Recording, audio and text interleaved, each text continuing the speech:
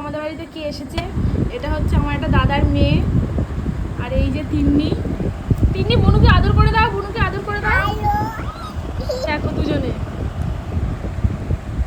তিন্নি ওকে কোলের ভিতরে করে নিয়ে বসে আছে। আমাকে আদর করে দাও।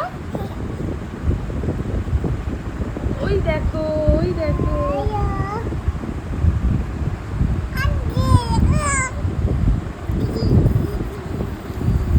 আর এ খুব শান্ত, খুব শান্ত, চুপ করে বসে আছে।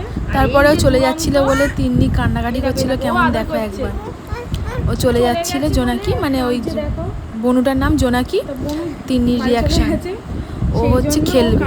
তারপর অনেক বুঝিয়ে ডাব খাচ্ছ? এই ডাবের জলটা খাচ্ছিল।